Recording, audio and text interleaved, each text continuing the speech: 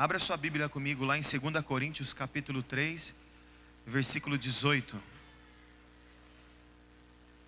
2 Coríntios capítulo 3, versículo 18.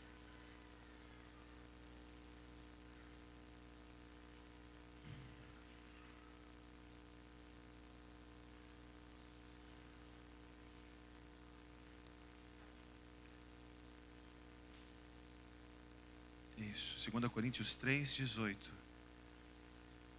Aleluia. Eu queria que você fechasse os seus olhos. Eu queria que você orasse e pedisse para que Deus possa falar com você nessa manhã. Amém? Pai, em nome de Jesus Cristo, Senhor, essa é a tua casa, essa é a tua igreja, esses são os teus servos. E Pai, nessa manhã eu quero estar com os meus ouvidos atentos para aquilo que o Senhor quer direcionar, Pai, para nós nessa manhã. Espírito Santo, eu não quero te atrapalhar naquilo que o Senhor já tem preparado para ministrar a tua casa, mas eu peço que em nome de Jesus Cristo, que o teu poder, que a tua presença, que a tua graça seja sobre nós, Pai. Por isso, em nome de Jesus Cristo, ministra aos nossos corações essa manhã. Pai, que possamos, ó Deus, sair daqui com os nossos olhos abertos, Deus, para te contemplar, para poder ser transformados, para poder ser tocados por Ti. O Senhor tem liberdade no nosso meio, em nome de Jesus. Amém? A palavra do Senhor diz assim: mas todos nós, com o rosto descoberto, refletindo como um espelho a glória do Senhor, somos transformados de glória em glória, na mesma imagem, como pelo Espírito do Senhor. Tem alguma tradução que ao invés de refletindo está contemplando? Você que abriu a sua Bíblia aí? Levanta a mão para mim ver. Por quê, né? Vamos entender. Então eu vou ler para você na outra versão aqui. Todos nós que com a face descobertas contemplamos a glória do Senhor, segundo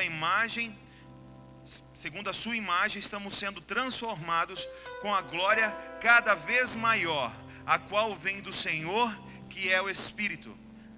Ali, aquela versão, as duas versões são diferentes, não são? Mas no português, esse verbo refletir e contemplar tem sentidos diferentes, sim ou não? São coisas diferentes. Então a palavra do Senhor, se a gente começar, mas por que, Luciano? Por que se é diferente, por que numa versão está refletir e por que numa outra versão está contemplar? Então eu vou te explicar um pouco. Esses dois verbos com um sentido totalmente diferente no nosso português. Um indica fixar e olhar e o outro aponta para refração. Mas em grego os dois sentidos estão presentes em uma só palavra, que é a palavra que vou tentar pronunciar aqui, katopitrizo. Katopitrizo. Então por isso vemos a diferença na tradução. Ou seja, queridos, em grego, porque o Novo Testamento ele foi, escrito em grego e depois foi traduzido. Por que nós vemos essa diferença? Então essa palavra no grego, ela tem essas duas conotações, ou ela tem esses dois sentidos. Fala assim comigo: contemplar e refletir. Contemplar e refletir. E o apóstolo Paulo, quando ele escreveu essa carta, querido, ele fez isso de forma proposital. Nós vamos entender um pouco mais. Antes desse texto, o apóstolo Paulo faz referência à experiência de Moisés, citada acima, está no versículo 7. Para nos ensinar que ninguém pode refletir a glória como um espelho, sem parar para contemplar a presença de Deus. Então eu não posso refletir a glória de Deus se eu não contemplo a glória de Deus. Não há como As pessoas veem Jesus em mim, ver a glória de Jesus em mim. Se eu não contemplo, se eu não olho fixamente para Ele, se eu não o desejo, se eu não quero estar com Ele. Ou seja, para você ser transformado de glória em glória, você precisa contemplar o Senhor, você precisa olhar fixamente para Ele. E quando você olha para Ele, você começa a refletir. Você começa como um espelho, as pessoas veem em você Jesus Cristo, elas veem em você alguém diferente, mas nós precisamos entender, nessa manhã, queridos, que precisamos ser transformados, de glória em glória. A glória de ontem já não pode mais me transformar hoje, hoje eu preciso de mais glória, mais olhando para quem? Para Jesus. Nós precisamos contemplar o Senhor. Nós precisamos amar o Senhor. Nós precisamos olhar para Ele e falar: Jesus, eu não quero outra coisa a não ser estar contigo. Nós não estamos em religião. A religião, ela diz: você faz algo para Deus e Ele te dá algo em troca.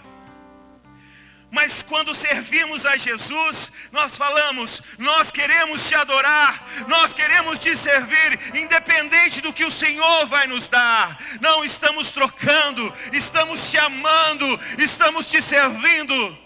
Você consegue entender isso? Às vezes chegamos para Deus: Deus, se eu for na igreja, eu sei que o Senhor vai me dar algo. Não, Jesus, se eu olhar para ti, eu vou te amar. E sabe o que vai acontecer? Tudo à sua volta começa a ser transformado. Mas se nós quisermos viver em religião, a sua vida não vai ser transformada, porque a religião não pode te transformar. Mas existe uma pessoa, Jesus Cristo. Ele pode transformar a sua vida, mas você precisa olhar para Ele. Você precisa querer vê-lo. Aleluia. Quanto mais eu contemplo o Senhor, mais eu me pareço com Ele. Fala assim comigo: quanto mais eu contemplo o Senhor, mais eu me pareço com Ele. Quanto mais eu contemplo o Senhor, mais eu reflito quem Ele é. Quando contemplamos a sua face, quando entendemos que o Espírito Santo habita em nós. Você acredita que o Espírito Santo habita em você? O Espírito Santo não está longe, querido. Ele está dentro. Ele não é uma força, Ele é alguém. E às vezes nós nos portamos como o Espírito Santo estivesse longe. Mas Ele não está longe, Ele está dentro de você. Dentro, você consegue compreender essa verdade? Para que Ele habita dentro de você, querido? Para que você possa ser transformado de glória em glória. Somos transformados, começamos a dar fruto. Fruto que demonstra aquele a quem estamos ligados. Fruto que demonstra que eu sou filho de Deus. Quando eu aceito a Jesus Cristo, a palavra do Senhor diz que nós somos nova criatura. O Espírito Santo agora ele passa a habitar dentro de você. Para quê? Para te transformar, para te fazer uma nova vida, uma nova pessoa.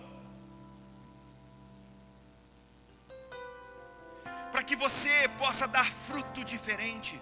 Não fruto da carne, mas fruto do Espírito. Por isso que você tem o Espírito Santo dentro de você. E se nós estamos ligados em Jesus Cristo, não podemos dar outro fruto, a não ser que se pareça com Ele. Coloca para mim lá, por favor, ou se você quiser abrir, João 15, de 1 a 8. Eu não sei, esse microfone ainda me dá tremedeira ainda, gente. Não acostumei ainda, mas amém. Aleluia, Jesus. Põe a mão no bolso para não tremer. A palavra do Senhor diz assim: eu sou a videira verdadeira e meu pai é o agricultor. Todo ramo que estando em mim não dá fruto, Ele corta, e todo o que dá fruto Ele poda, para que dê mais fruto ainda. Pode continuar. Vocês já estão limpos pela palavra que lhes tenho falado. Permaneçam em mim e eu permanecerei em vocês. Nenhum ramo pode dar fruto por si mesmo, se não permanecer na videira. Vocês também não podem dar fruto, se não permanecerem em mim. Eu sou a videira, vocês são os ramos. Se alguém permanece em mim e eu nele, esse dará muito fruto, pois sem mim vocês não podem fazer coisa alguma. Se alguém não permanecer em mim, será como o ramo que é jogado fora e seca. Tais ramos são apanhados, lançados ao fogo e queimados. Se você permanecer em mim e as minhas palavras permanecerem em vocês, pedirão o que quiserem, e lhes será concedido. Meu Pai é glorificado pelo fato de vocês darem muito. Então o Pai é glorificado quando nós damos muito. O interessante é que não está falando muitos frutos, está falando muito, está no singular, não está? Não vamos entender isso aí. E assim serão os meus discípulos. Então, querido, Jesus é a videira verdadeira, nós somos os ramos, nós somos enxertados na videira. Se você está ligado em Jesus, o teu fruto tem que se parecer com Ele. Não há como dizer que somos cristãos, que estamos ligados a Jesus, mas se o fruto que eu tenho produzido não condiz a quem estou ligado, há algo errado. Aí eu pergunto, você está ligado à videira? Porque se eu estou ligado à videira, se eu estou ligado a Jesus, o Espírito Santo habita em mim e eu tenho que dar fruto. A palavra do Senhor diz, somos transformados à medida que contemplamos. À medida que contemplamos. Precisamos olhar para nós e analisarmos se o fruto que temos dado, ou seja, as nossas atitudes, temos demonstrado que somos filhos de Deus e que o contemplamos, que estamos ligados à videira. 1 João 2,6, a palavra do Senhor diz assim: aquele que afirma que permanece nele, deve andar como ele andou. Coloca para mim lá, por favor. 1 João 2,6. Poderoso esse versículo.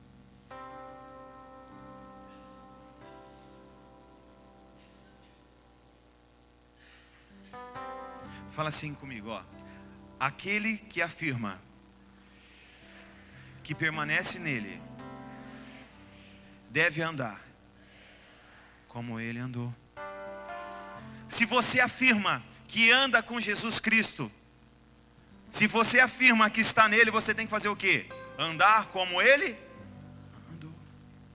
Isso é muito forte, queridos. Sabe, eu vejo a graça de Deus sendo liberada sobre nós.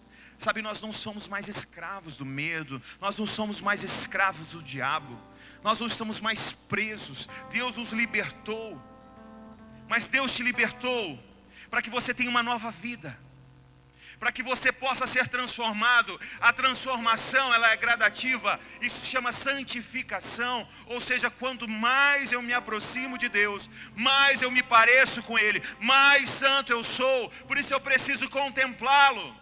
Não há transformação sem contemplá-lo. Se você parou, se não há mais transformação na sua vida, você parou de olhar para Jesus, e você precisa olhar para Ele. Você precisa observá-lo, você precisa querer. Tem aquela canção que fala, né? Vou tentar riscar aqui.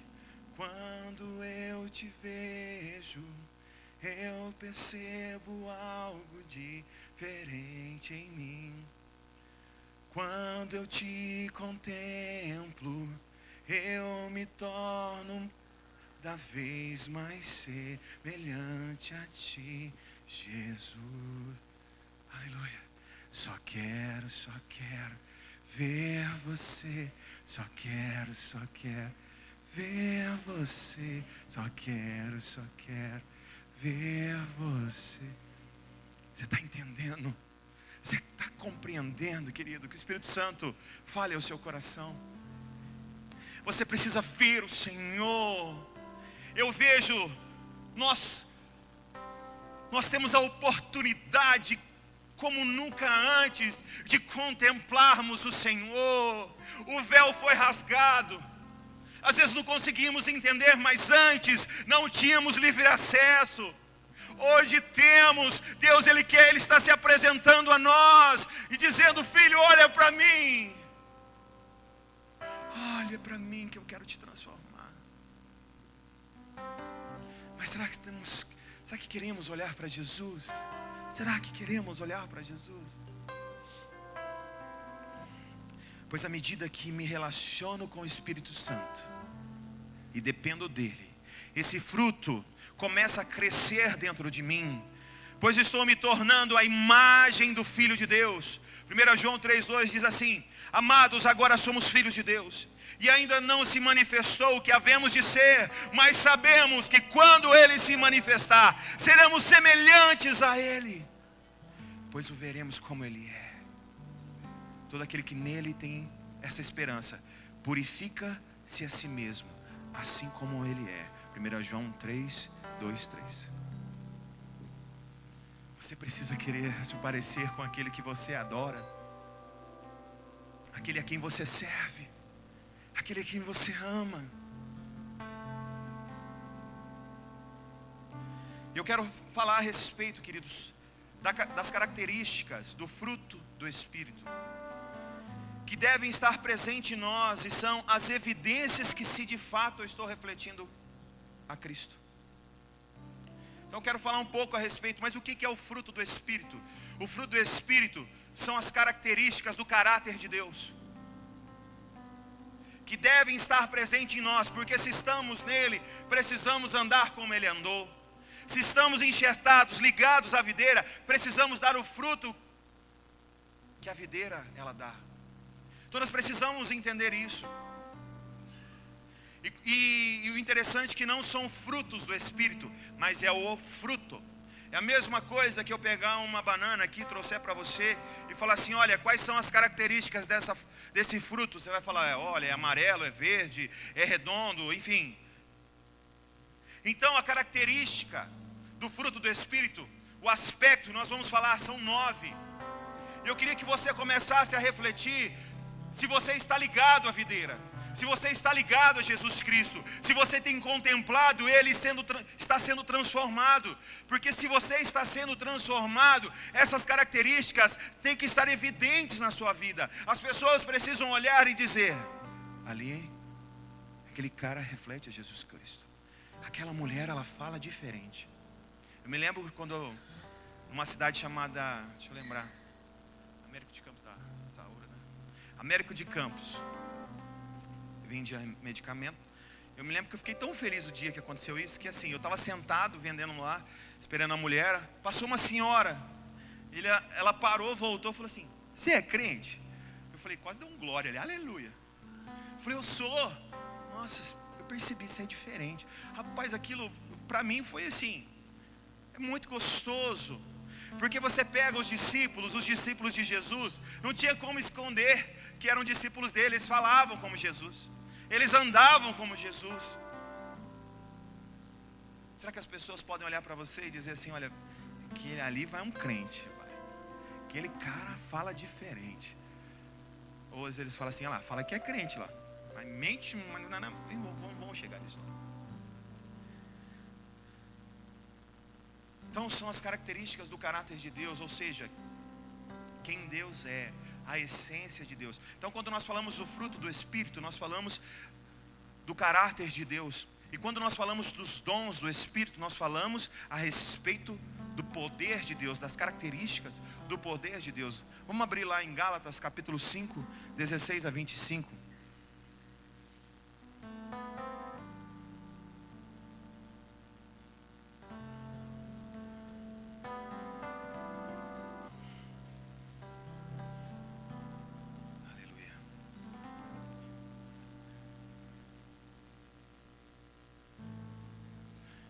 Por isso digo, vivam pelo Espírito, e de modo nenhum satisfarão os desejos da carne. Pois a carne deseja o que é contrário ao espírito, e o espírito o que é contrário à carne. Eles estão em conflito um com o outro, de modo que vocês não fazem o que desejam. Mas se vocês são guiados pelo espírito, não estão debaixo da lei. Ora, as obras da carne são manifestas: imoralidade sexual, impureza, libertinagem, idolatria e feitiçaria, ódio, discórdia, ciúmes, ira, egoísmo, dissensões, facções, inveja, embriaguez, orgias e coisas semelhantes. Eu os advirto, como antes já os adverti: aqueles que praticam essas coisas não herdarão o reino de Deus. Mas o fruto do Espírito, fala assim comigo: fruto do Espírito é amor, alegria, paz, paciência, amabilidade, bondade, fidelidade, mansidão e domínio próprio. Eu continuo agora: contra essas coisas não há lei. Tá bom até aí. Então, queridos, o fruto do Espírito, ele precisa se desenvolver, ele precisa crescer dentro de você. E às vezes nós achamos: não, olha, agora eu aceitei Jesus, a minha vida ela vai mudar sozinha, eu não preciso fazer nada. Vou dizer para você: você precisa contemplar Jesus, porque senão não há mudança. E a mesma coisa, né? Quando você pega lá vamos pensar, sei lá, uma goiaba. Às vezes quando o fruto está pequenininho, dá para se alimentar daquele fruto? Ele vai ser ruim demais, não vai? Mas é o fruto. Ou seja, queridos, o fruto talvez está pequeno na sua vida. Talvez o fruto do Espírito, você precisa dar liberdade ao Espírito Santo e falar: Espírito Santo, trata para que esse fruto cresça em mim, para que eu possa me parecer mais contigo. Mas como eu preciso, o que eu tenho que fazer para que esse fruto cresça? Eu preciso contemplar a Cristo. Eu preciso olhar para Ele, porque essas características são dele. É através do fruto do Espírito que podemos construir o caráter de Deus em nós. É o fruto do Espírito que nos valida como filho de Deus, sendo transformados à imagem dele. Precisamos refletir o caráter de Cristo. O fruto do Espírito, querido, ele precisa atrair pecadores. As pessoas, ao olhar para você, elas precisam ser atraídas, porque você se parece com Jesus. Porque você olha para Ele, você se transforma, você reflete Ele. E as pessoas vão olhar e dizer: olha, o que essa pessoa tem? Tem alguma coisa diferente? Impossível. Como ele lida nessas situações? Precisamos estar conectados com Deus. Fala assim: eu preciso estar conectado com Deus. E eu preciso estar em comunhão com os meus irmãos. Como assim, Luciano? Querido, por que às vezes nós temos atritos entre uns e os outros? Para que você possa exercer o fruto do Espírito. Por que Deus, Ele insiste que nós devemos viver aqui em comunidade, em família? Porque, querido, nós vamos ter problemas. E é aí que você vai poder exercer o quê? O fruto do Espírito. Existe esse movimento da igreja: não precisa ir na igreja. Precisa. Sabe, porque é só em relacionamento, é só em comunhão que você vai poder demonstrar ou refletir o fruto do Espírito. O Espírito Santo se move em nós e por isso podemos dar fruto. Então eu quero falar das 9 características do fruto do Espírito. Então a primeira é amor. Até que sejamos cheios do amor de Deus, nunca seremos capazes de dar o amor e a paciência que os outros precisam. O amor é o maior de todos. Coloca para mim 1 João 4,8, depois Romanos 5,8. O amor, queridos, é a essência da pessoa de Deus, a revelação fundamental do seu caráter. Quem não ama não conhece a Deus. Porque Deus é amor. Romanos 5:8. Mas Deus demonstrou o seu amor por nós.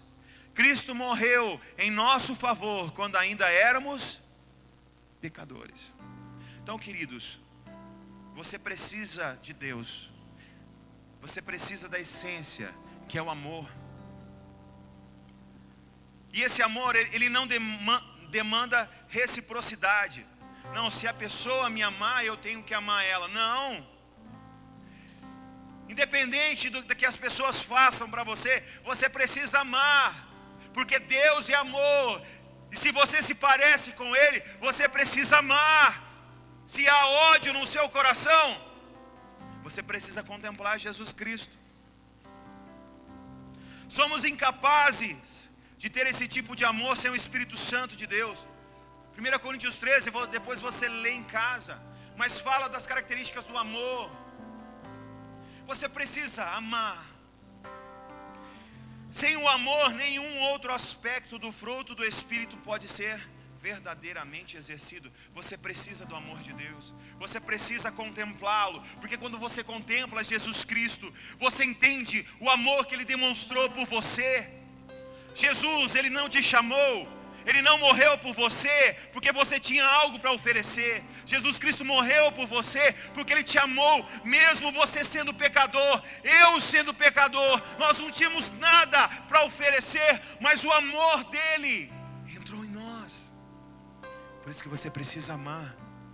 Sabe, querido, quando nós olhamos para as pessoas se perdendo e não nos incomodamos mais, você precisa do amor de Deus.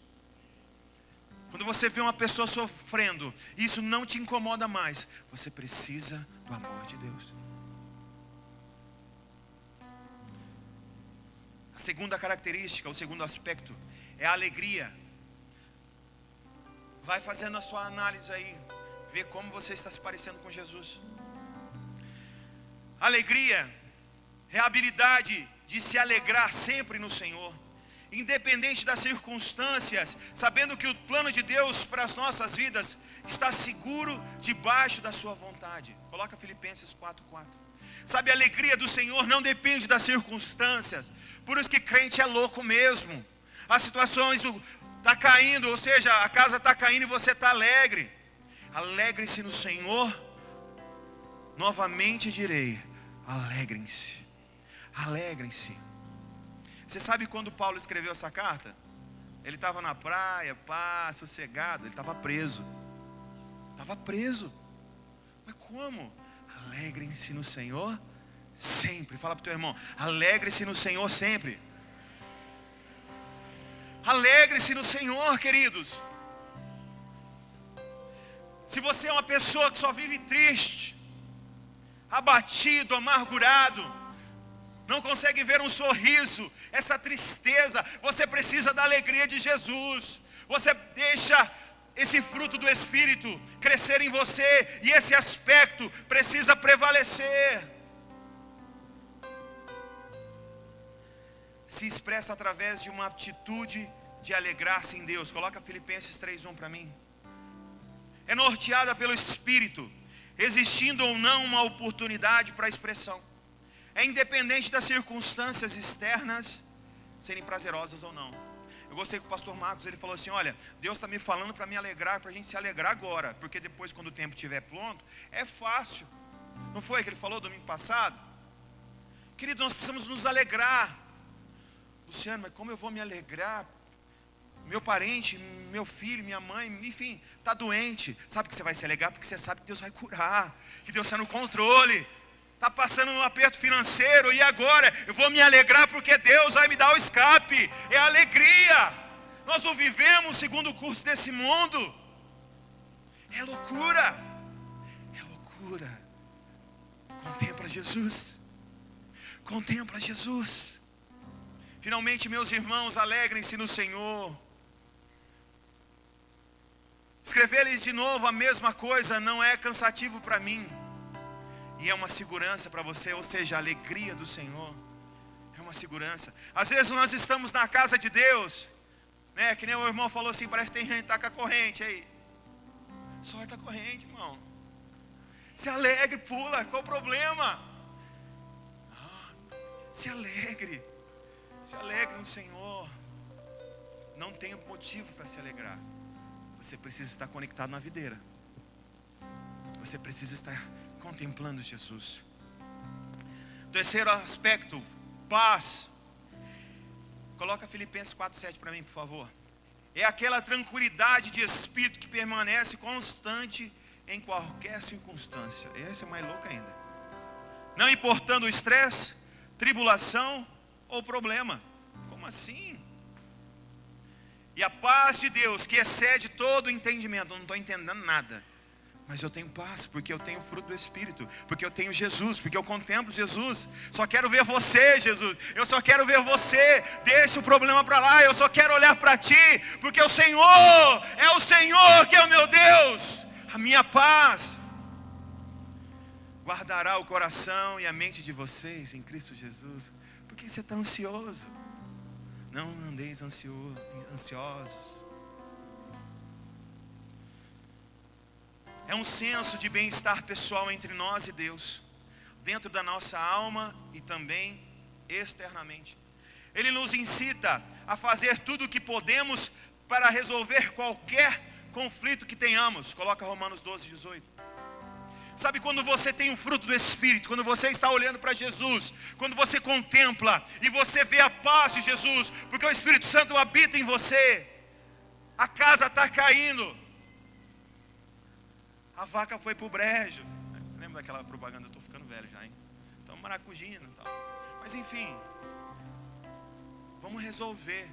Fala um problema para você, você diz, pelo amor de Deus, e agora? Nossa, o que eu vou fazer? Ai. Quando você tem a paz, sabe o que você faz?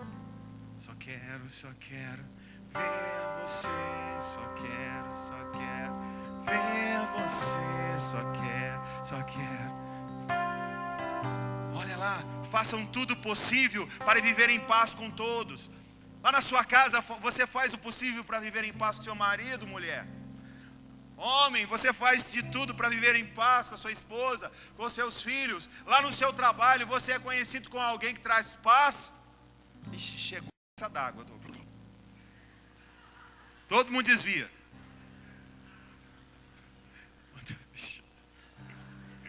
Mas é verdade, querido. Você tem que ser aquela pessoa que traz paz. Essa paz, ela vem da onde? Do Espírito Santo. Significa ter um espírito quieto. Inclui a certeza de que podemos confiar em Deus para suprir todas as nossas necessidades, de acordo com as suas riquezas. Coloca Filipenses 4:19, por favor. De acordo com as suas riquezas em glória através de Jesus. Aleluia. O meu Deus suprirá todas as necessidades de vocês, de acordo com as suas gloriosas riquezas em Cristo Jesus. Deus não vai suprir você de acordo com o governo Temer, de acordo com a Dilma, de acordo com a prefeitura, é de acordo com o céu. Creia nisso. Aleluia. Nós perdemos a paz quando paramos de crer. Sabe, talvez você está sem paz porque você parou de crer. Você precisa olhar para Ele. Precisamos entender que o diabo tentará de tudo para fazer com que perdemos a nossa paz. Por quê, queridos? Porque você fica descontrolado, mas se você olha para Ele. Quando você não tem paz, você fica agitado, cheio de distúrbios, e permite a você mesmo viver cheio de medos, intimidado, acovardado e perturbado. Você precisa olhar para Jesus. Paciência, o quarto aspecto aí, ou longanimidade, fala paciência, ou longo ânimo. Aleluia. Coloca Salmo 103:8 para mim, irmão. É a virtude da constância e perseverança encontrada no caráter de Deus. O Senhor é compassivo e misericordioso, muito paciente e cheio de amor. Ou seja, imagina se Deus não tivesse paciência com a gente, se Ele não tivesse misericórdia, onde você acha que nós estaríamos aqui? isso nós precisamos parecer com Ele, olhar para Ele. Se expressa na vida do crente quando este é brando, perseverante e longânime. Longânime é aquele que é paciente com pessoas que deliberadamente tentam nos aborrecer ou nos prejudicar. Quando tudo está muito bem, é de boa. Mas você ter longanimidade, paciência, é com aqueles que vão tirar a tua paciência. É aí que você vai demonstrar fruto do Espírito. E essa pessoa vai falar, pelo amor de Deus, esse cara eu tenho de tudo para tirar ele do sério, mas não consigo. Sabe por quê? Só quero ver você, só quero ver você, só quero ver. Você está entendendo? Estão tentando tirar do sério? Olha para Jesus. Contempla Ele, o meu Pai é paciencioso, Ele teve paciência comigo, Ele teve misericórdia de mim, então eu vou ter. Aleluia. A paciência não está isenta de dor, pelo contrário, muitas vezes inclui muita dor. É preciso estar disposto a esperar em Deus e deixar Ele fazer o que Ele quer fazer, do jeito que Ele quer fazer e quando Ele quer fazer. Ou seja, deixa Ele fazer. E muitas vezes, esse fruto do Espírito, eu vejo nos aconselhamentos, que as pessoas elas falam muito, nossa, eu não consigo. Sabe por quê, querido? Você precisa olhar mais para Ele. Está entendendo? Porque quando você começa, nesses últimos dias, né, nesses últimos anos, nesse ano, eu tenho tido uma oportunidade de olhar para Jesus de uma forma que eu nunca olhei. Mas quando olhamos para Ele, começamos a olhar para nós e vemos que tem muita coisa para ser transformada. E eu preciso contemplar mais Ele.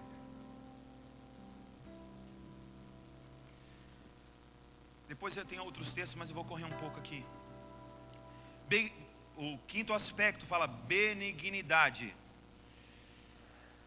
É o aspecto do amor de Deus que é expresso através de uma atitude benevolente, de uma ternura de espírito e de uma ação benevolente para com o próximo.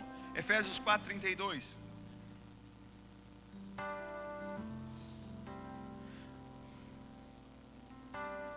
Sejam bondosos e compassivos uns para com os outros. Isso aqui no casamento tem que acontecer, ó. Perdoando-se mutuamente, assim como Deus os perdoou, hein? Você tem que ser bom. As pessoas precisam olhar para você e falar, olha, essa pessoa ela é boa. Existe algo diferente. Tenta colocar a pessoa no melhor lugar. Isso é difícil hoje. Nós sempre olhamos para nós, nós precisamos. Eu preciso, eu. Não, queridos. Se você tem o fruto do Espírito, você sempre vai tentar colocar a pessoa no melhor lugar. É simpático. É dar a resposta branda. Lá em Provérbios 15:1 diz que a resposta branda, ela desvia o furor. A pessoa chega para você e... Tudo bem. Eu tive umas experiências com a minha esposa já, né? A minha esposa é uma benção. Me lembro uma vez que... Eu não lembro qual foi a ocasião, mas eu cheguei com ela, falei, não, mas que você fez isso, papapá, não sei o quê. Bravo com ela, eu falei, ela vai retrucar e o pau vai fechar, né? Ela falou assim, tudo bem, você me perdoa? Eu falei, não, mas que você fez isso, não vou fazer mais, você me perdoa? Eu falei, nossa. Aí eu fiquei constrangido. Aí eu, tá bom, vai. Você entendeu? Hã? Não conta essa parte não.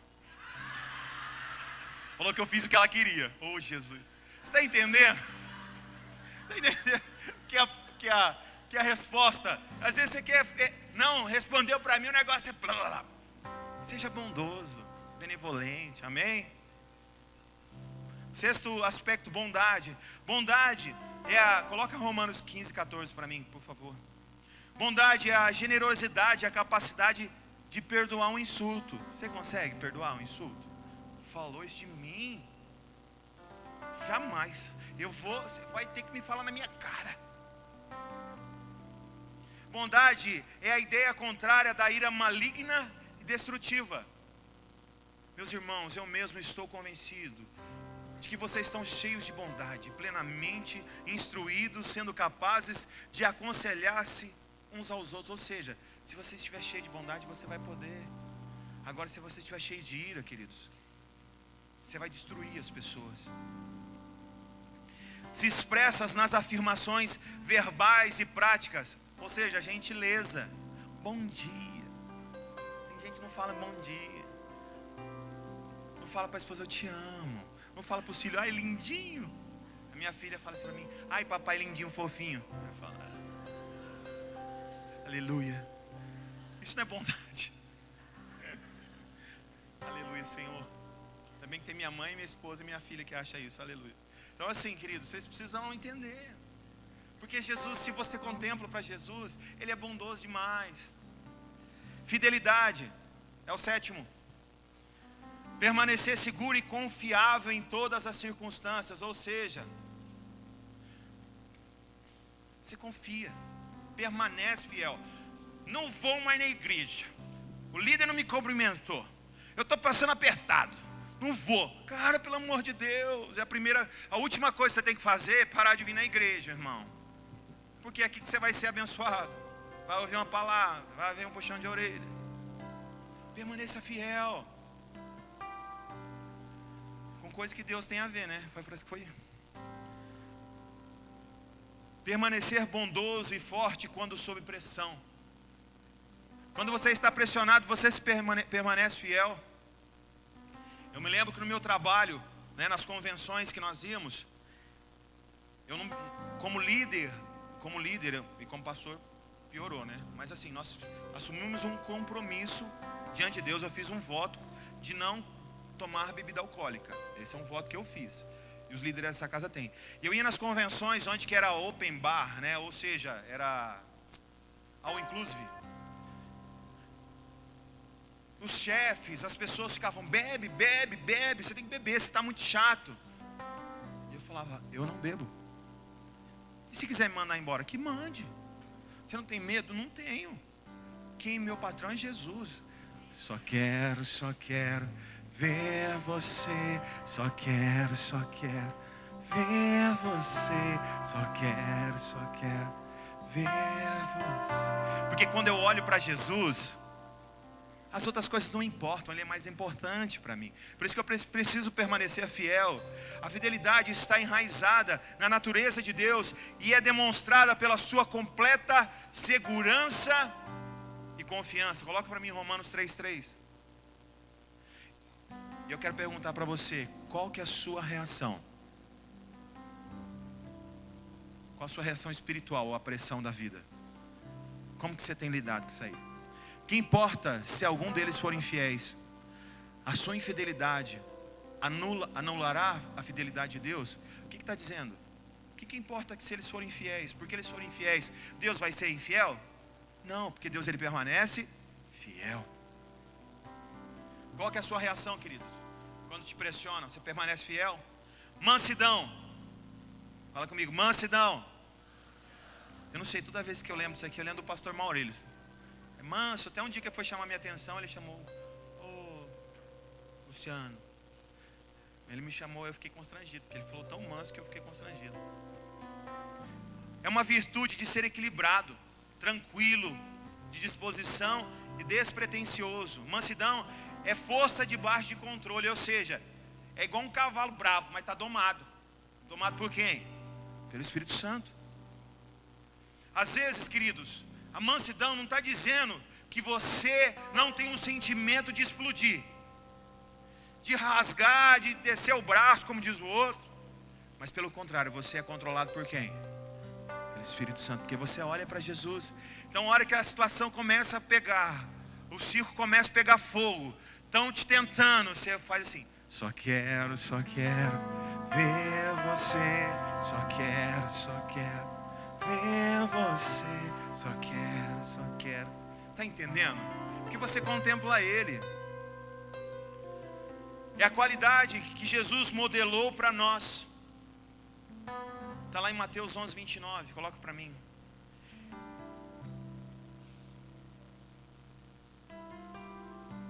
Aprendei de mim, se não me engano. Tomem sobre vós o meu jugo e aprendam de mim, pois eu sou manso e humilde de coração. E vocês encontrarão descanso para suas almas. Então você precisa ser manso. É manifesta com uma humildade, disposição do nosso desejo para com Deus e para com os outros. Tiago 1:21, coloca para mim. Deixa eu correr aqui. Portanto, livre-se de toda a impureza moral e da maldade que prevalece, e aceitem humildemente a palavra implantada em vocês, a qual é poderosa para salvá-los. Então, queridos, a gente tem que ter humildade.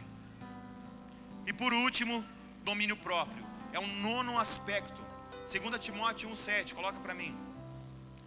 A transliteração significa egrateia. Acho que é isso em grego aqui.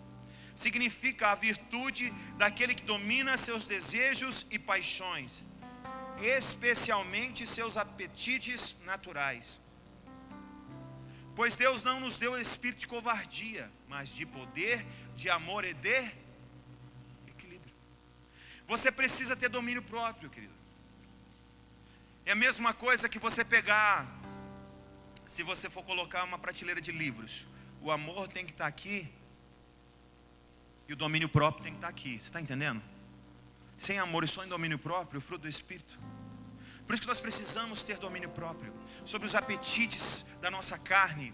Por isso que precisamos contemplar o Senhor, olhar para Ele, querer estar com Ele, porque é só assim que nós vamos ser transformados. O fruto do Espírito tem que estar em constante crescimento na minha e na sua vida. Fala assim, o fruto do Espírito precisa estar em constante crescimento na minha vida. E você sabe que eu amo Jesus Cristo. Ele falou assim, olha, Ele se fez homem, Ele se tornou homem, sabe para quê? Para dizer para mim e para você que é possível. Porque Jesus, Ele tinha a plenitude do fruto do Espírito. Não adianta dizer é impossível, porque é possível. Porque Jesus era 100% Deus e 100% homem. É possível, é possível. E por isso que você precisa olhar para Ele e dizer, Jesus, eu preciso te ver, eu quero te contemplar, eu quero ter uma vida diferente, eu quero refletir o que o Senhor é. Marcos 3, 16, 17, não precisa abrir não. A palavra fala de Tiago e João, eles eram conhecidos como os filhos do trovão. Não é porque eles falavam grosso não, porque eles eram brutão mesmo. Em uma das passagens, acho que Lucas 9, enfim. Vou falar de novo, perdão, é que eu estou meio acelerado.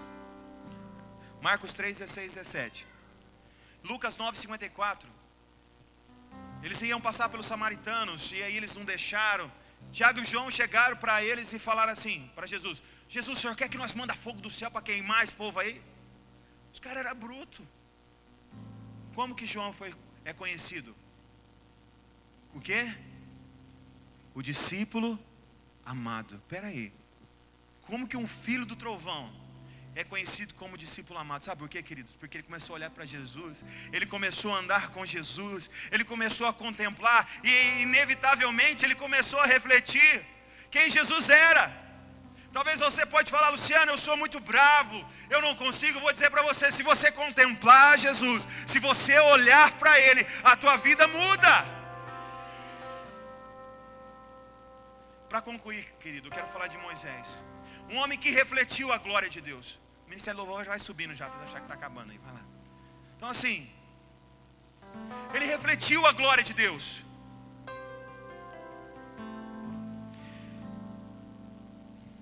E o que mais me chama a atenção na vida de Moisés é que ele não colocava obstáculos para buscar o Senhor. Sabe, queridos, o Monte Sinai, ele tinha 2.285 metros de altura. E pelo que eu estava estudando, eu não quero, mais ou menos, eu contei umas 11 vezes que Moisés subiu. E o interessante é que ele tinha mais ou menos 80 anos. Queridos, é mais ou menos essa avenida aqui em pé. E Moisés não chegou. Quando Deus falou, olha Moisés, eu quero que você suba. Coloca para mim Êxodo 24, 12 em diante. Sabe, eu não vejo Moisés falando para Deus, olha, eu já tenho 80 anos, Senhor, eu não consigo subir, minhas juntas doem. Ele não chegou e disse assim, Deus, quem vai ficar com o povo? E minha mulher, e meus filhos, e o cachorro? Ele falou? Não. Jesus, Deus é muito alto. Olha a minha idade, Deus. Está de brincadeira comigo, eu vou subir isso tudo. E uma coisa interessante, ele não chegou para Deus, quanto tempo eu vou ficar aí? Porque eu tenho compromisso, o Senhor tem que me falar. Se o Senhor não me falar, eu tenho mais coisa para fazer, Deus, você está me entendendo? Se o Senhor não me... Ele falou isso? Não falou. Vamos ler lá. Essa é uma das vezes que eu, desde o começo do ano, eu estou refletindo nesse texto. Disse o Senhor a Moisés, suba ao monte, venha até mim e fique aqui, e lhe darei as tábuas de pedra com a lei e os mandamentos que escrevi para a instituição do povo, para a instrução. Continua. Moisés partiu com Josué, seu auxiliar, e subiu ao monte de Deus. Disse eles às autoridades de Israel, esperem-nos aqui, até que retornemos. Arão e Ur ficarão com vocês. Quem tiver alguma questão para resolver, poderá procurá-los. Quando Moisés subiu o monte,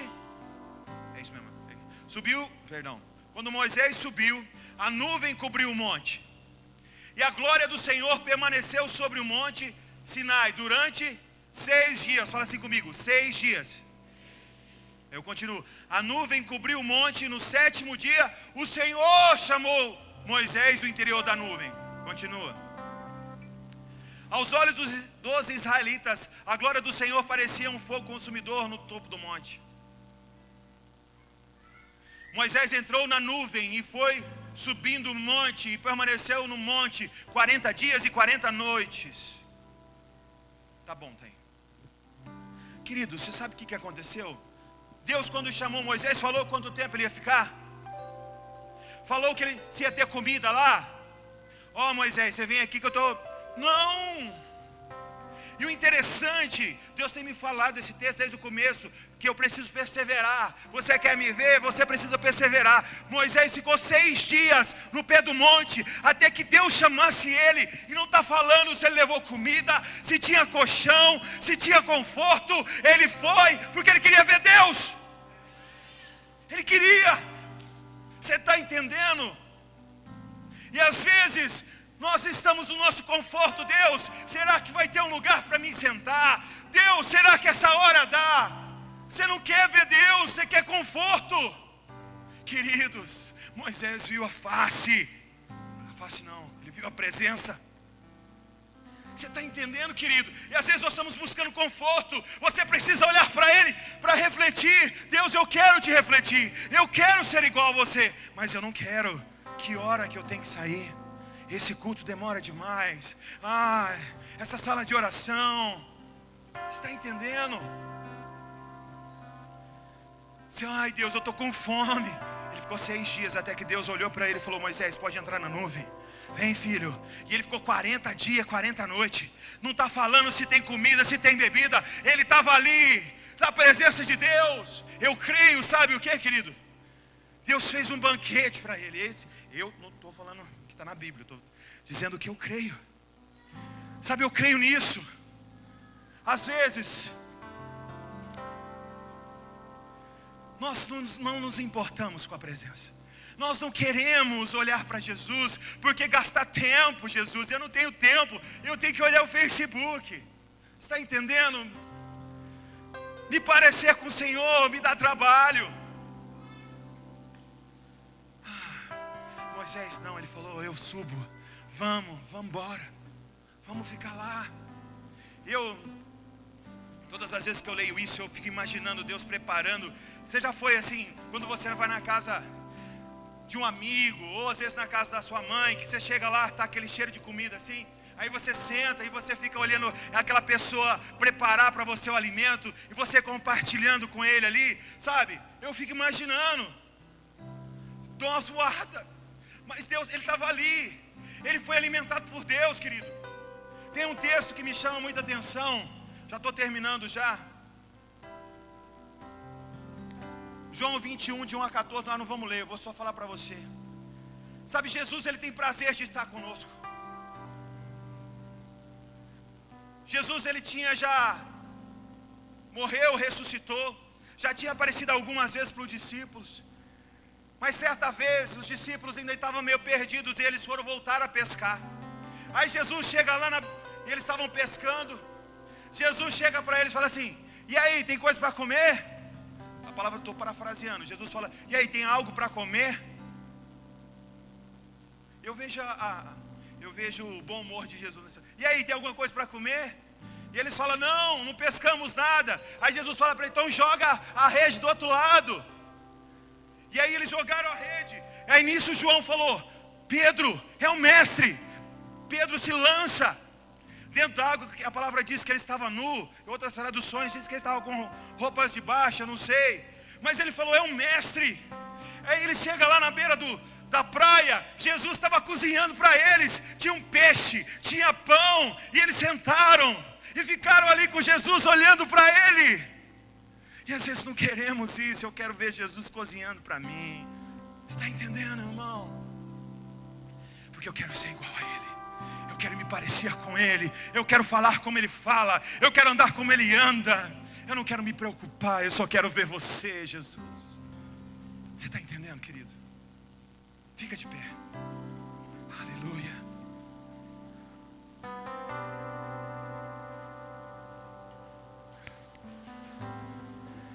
Feche seus olhos, querido. Feche seus olhos. Contemple Jesus agora. Eu quero te fazer uma pergunta. Com os olhos fechados. Você tem contemplado a Jesus? Será que você tem refletido aquilo que Cristo é? Será que de fato você está nele? Ah, Jesus. Ou será que você tem contemplado o dinheiro, o trabalho? Eu preciso de coisas, eu não tenho tempo para contemplar Jesus. A palavra do Senhor diz em Salmo 115, de 1 a 8, fala assim: olha, aqueles que adorem, falava daqueles que adoravam imagens, se tornem igual a eles, duros, insensíveis. Talvez você está contemplando o dinheiro, o seu trabalho, e você vai se tornar igual a ele. Mas essa manhã, Jesus está falando para você: filho, olha para mim. Eu quero te transformar. Eu quero te transformar. Eu quero te transformar. Ah, olhe para Jesus, querido. O que está precisando ainda ser transformado na tua vida?